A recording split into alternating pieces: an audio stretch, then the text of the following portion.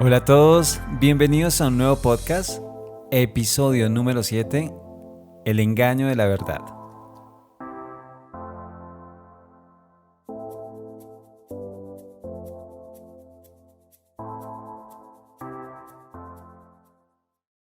Bueno, episodio número 7, wow. Estoy sorprendido con todo lo que el Señor me ha permitido aprender al realizar estos podcasts, porque en serio uno aprende demasiado en cada investigación, en indagar un poco más en esa palabra que el Señor da a mi vida. Y sé que también por misericordia de Dios has aprendido algo nuevo. Y esto nuevo que aprendes, espero que te acerque más al Señor, porque realmente es mi deseo de todo corazón que este podcast sirva para que tú te acerques más a Dios y puedas también indagar un poco más en su palabra y así poder tener como esa relación con el Señor. Bueno, el día de hoy quiero contarles una historia. Esta historia pues nos dará la introducción al tema de este episodio. Esta historia transcurre durante el reinado de Ezequías, uno de los reyes, de los 5 grandes reyes de Judá. Este rey se encontraba junto con su pueblo en la ciudad donde habitaba, la ciudad de Jerusalén, la ciudad amurallada de Jerusalén, en ciertas dificultades muy grandes, la verdad. Ya que Sennacherib, el emperador en ese tiempo de los asirios, había conquistado y destruido a más de 46 de sus ciudades. Él deportaría o sacaría de estas ciudades a 200.000 personas.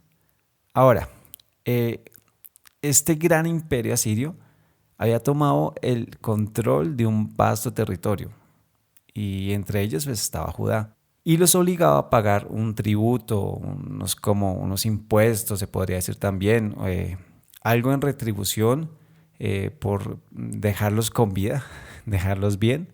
Jerusalén, o el rey como tal, Ezequías, también había pagado esos tributos, pero se unieron con unas naciones, con unas otras personas en contra de esto que estaba haciendo el rey de Asiria y él se enteró y pues empezó a atacar a todas esas ciudades y a obligarlos aún más a estar bajo su dominio como tal. Y aunque Ezequías pagó, él rehusó a someterse a este gran imperio asirio porque él entendía que no era la voluntad de Dios. Él había entendido que ellos tenían que resistirse a este sometimiento que querían imponer y esto los llevaría a este gran problema que mencionábamos, en donde su ciudad sería sitiada. Se pondría un sitio o un campamento y el ejército asirio estaría alrededor de esta gran ciudad, haciendo prácticamente de esta fortaleza, de esta ciudad amurallada, una cárcel, para que ellos cedieran al imperio y pudieran así como rendirse. Pero yo quiero que leamos lo que dirían uno de los súbditos de Sennacherib, este emperador asirio, que se enviaría a Jerusalén. Esto lo vamos a encontrar en Isaías 36, versículo 14-15. El rey dice lo siguiente: no dejen que Ezequiel los engañe. Él jamás podrá librarlos. No permitan que los hagan confiar en el Señor diciéndoles: con toda seguridad el Señor nos librará. Esta ciudad nunca caerá en manos del rey asirio. Sí, es cierto que los pronósticos no eran muy favorables para Ezequías y para Jerusalén. Y es cierto que pues eran mucho más los que estaban en contra y eran menos los que se querían resistir. Tanto así que este enviado del emperador se mofaba, se burlaba del pueblo de Dios y decía que él daría 2.000 caballos para que Jerusalén pudiera hacer frente. Pero la burla consiste en que ¿dónde encontrarían a 2.000 jinetes?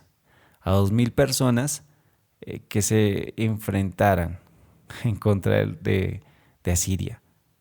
o si lo sabía, si se encontraban en Jerusalén 2.000 personas dispuestas a pelear o si había 2.000 personas.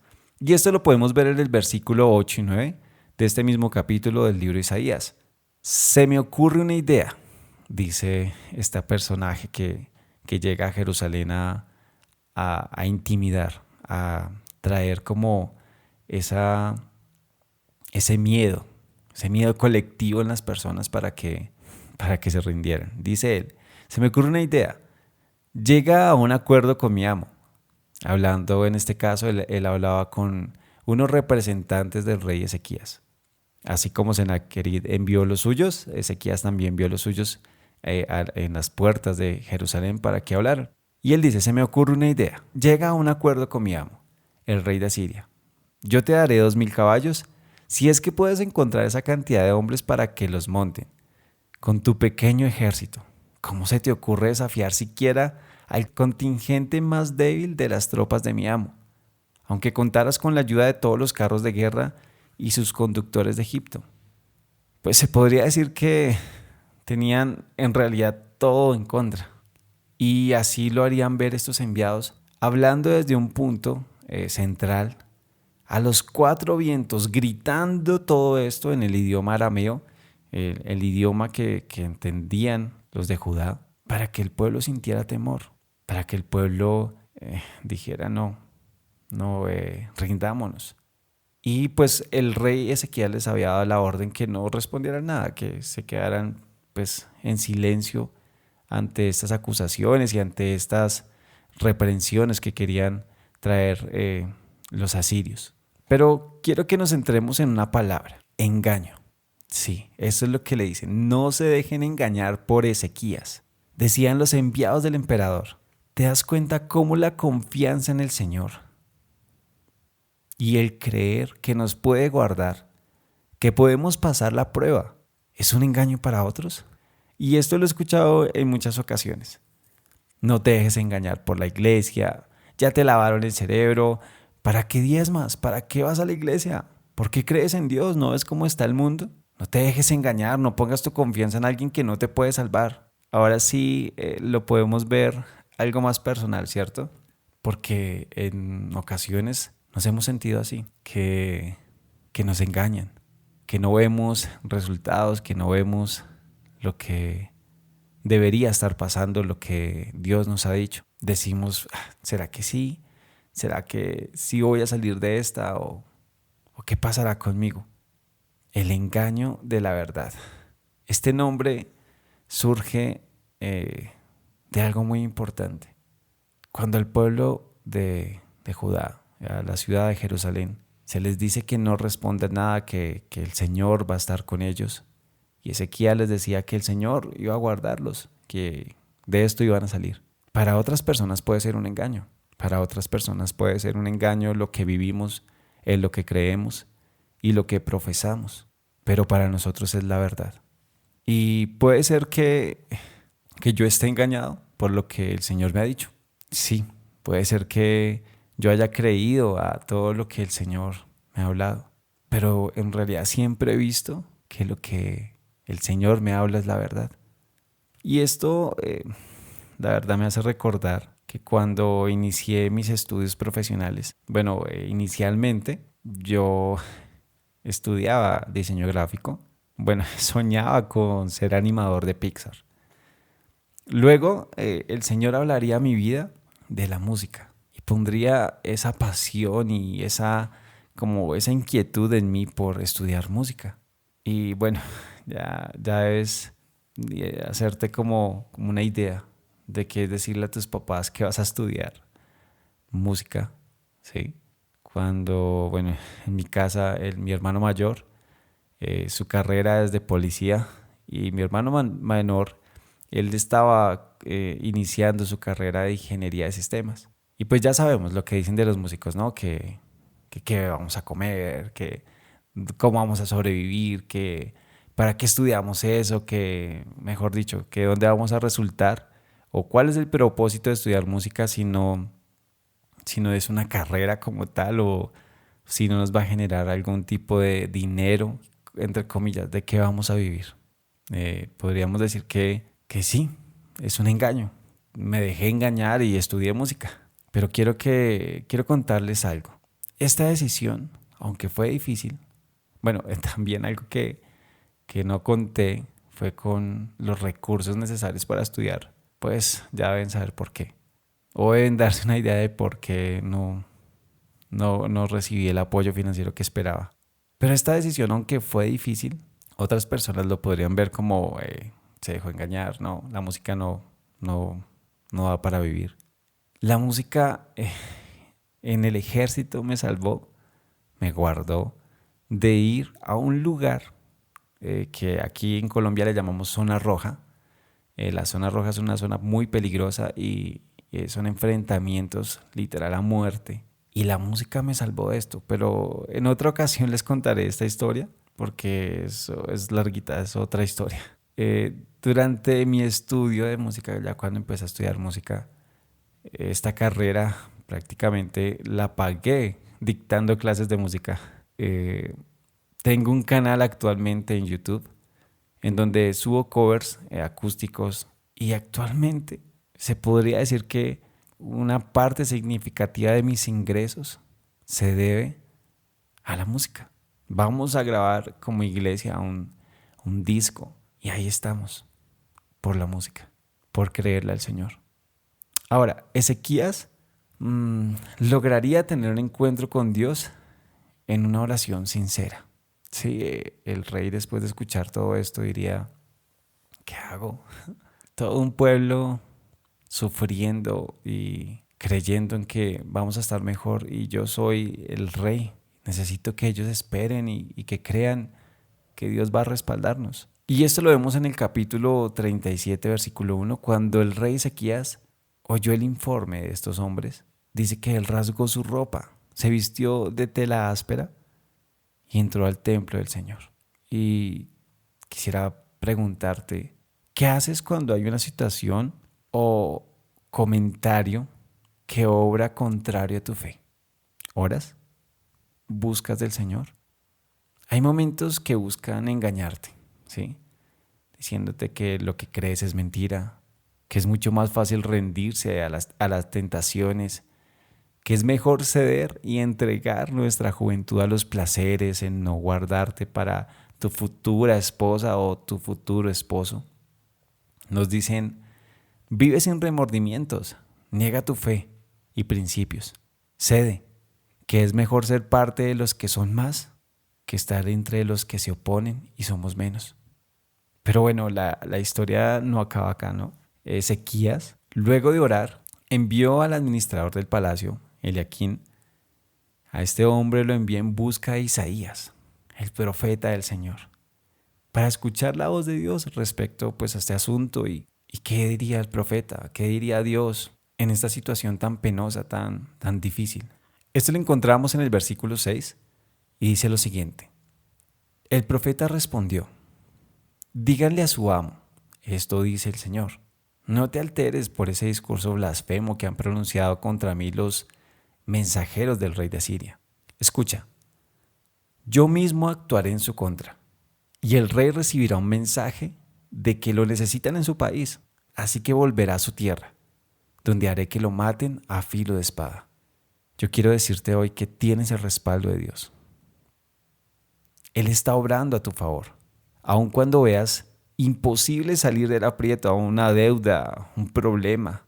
Él está presto a escucharnos y, por supuesto, a hablarnos y ayudarnos. Pero este supuesto engaño llevaría a esta ciudad a ser la única sin ser invadida, porque sucedería tal como lo anunció el profeta, tal como lo dijo el Señor. Así pasó.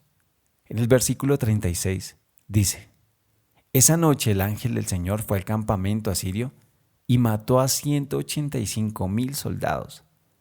Cuando los asirios que sobrevivieron se despertaron a la mañana siguiente, encontraron cadáveres por todas partes. Entonces Sennacherib, rey de Asiria, levantó el campamento y regresó a su propia tierra. Volvió a Nínive, la capital del reino, y allí se quedó. Cierto día, mientras rendía culto en el templo a su dios Nisroch, sus hijos Adramelech y Sarecer lo mataron a espada. Luego acamparon en la tierra de Arad Y otro de sus hijos, Esar-Adón, lo sucedió en el trono de Asiria. Se cumpliría lo que el Señor diría al rey Ezequías. Este rey que logró mantenerse en la promesa. Este rey que en un momento de dificultad no se rindió, sino que confió en el Señor.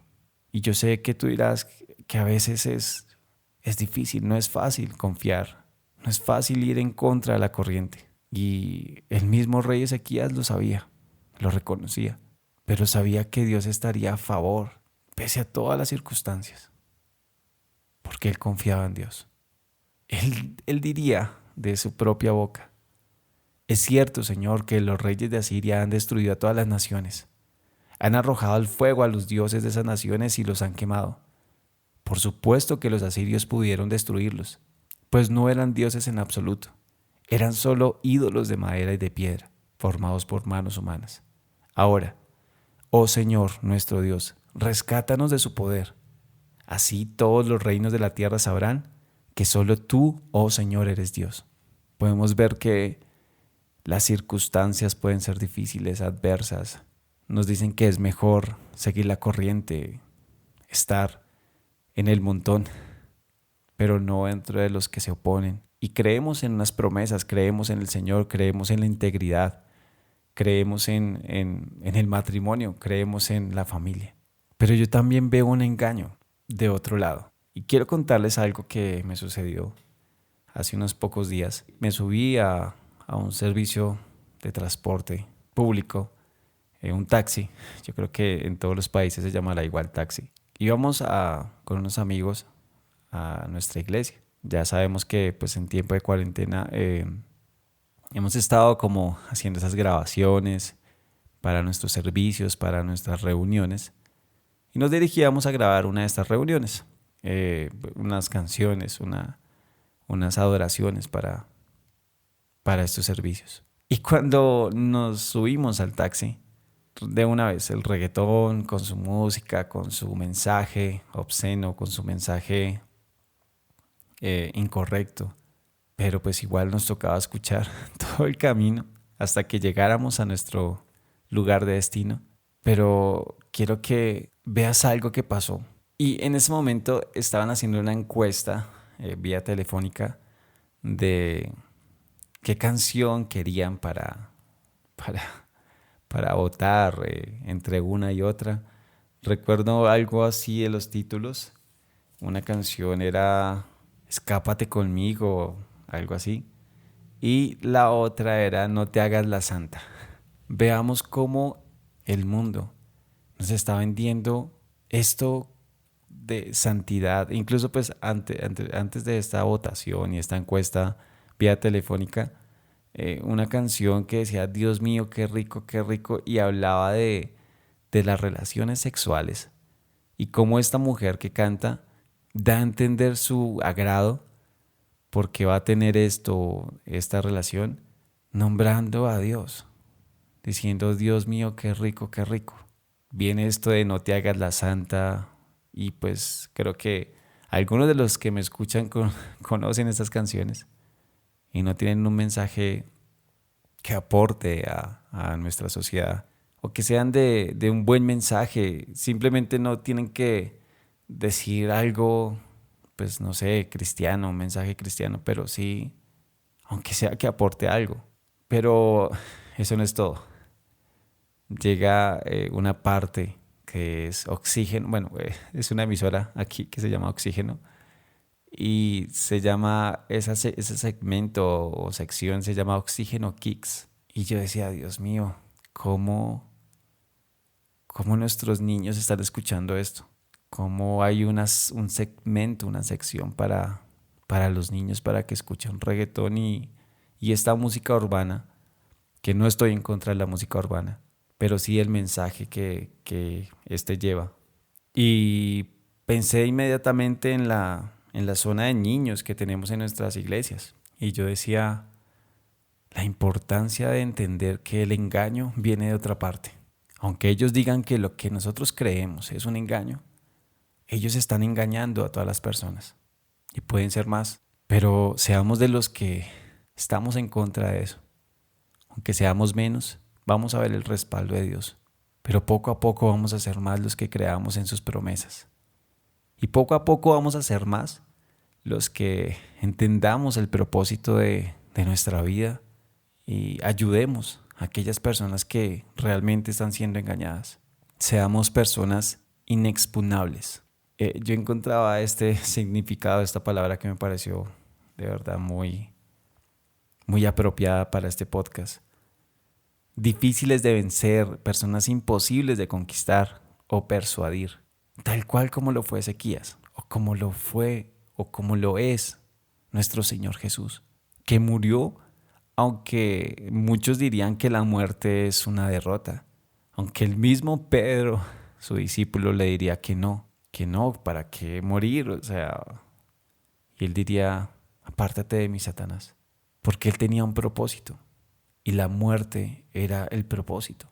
La muerte era la que iba a dar la victoria. Seamos personas inexpugnables, personas con carácter, difíciles de conquistar, de persuadir, que nuestro propósito y nuestra fe nos lleve a conquistar y alcanzar, por encima de lo que digan, por encima de que nos digan que es un engaño lo que creemos. Pero estoy seguro que veremos el respaldo de nuestro Dios.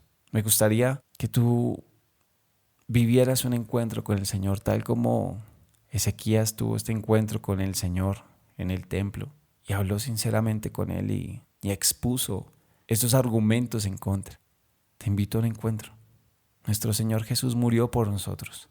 En un encuentro con el Señor es ese primer paso para empezar a conocer la verdad. La verdad del Señor que te va a llevar muy alto, más alto de lo que piensas, más alto de lo que las demás personas te digan. En este momento en mi iglesia se hace un encuentro totalmente gratuito. Y si tú estás interesado, yo te invito a que me escribas en las redes sociales y hagas parte de un encuentro. Si asistes a una iglesia o conoces de una iglesia, asiste a esa iglesia y ve a ese encuentro, pero acércate al Señor y quítate la venda que te deja ver la verdad, el engaño que te están queriendo decir. El verdadero engaño está en otro lado, no está en creerle al Señor. Ahora yo quiero hacer una pequeña reflexión antes de finalizar.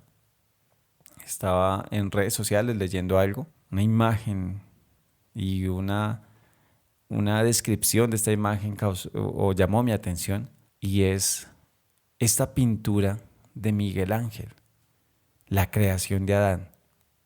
Esta que encontramos en la Capilla Sixtina, esta decora el techo de la Capilla Sixtina.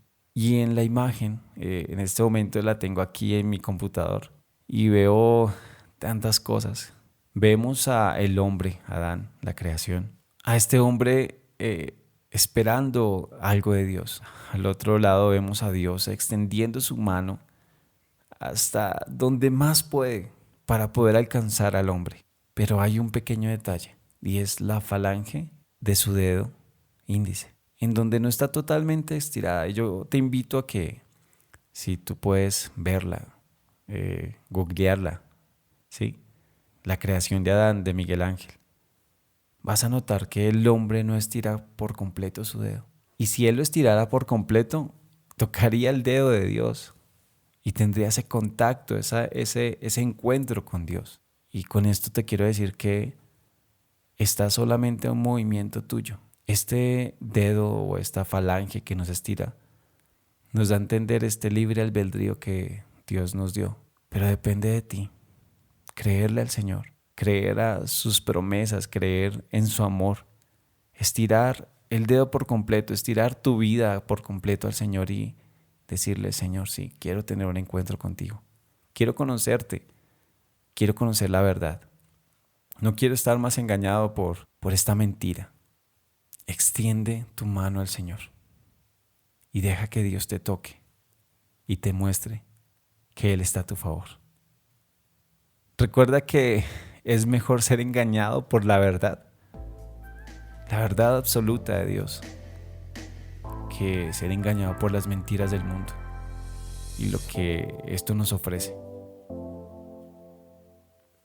No es cuestión de palabras, Se trata de nuestra fe en el que todo lo puede. Hasta pronto.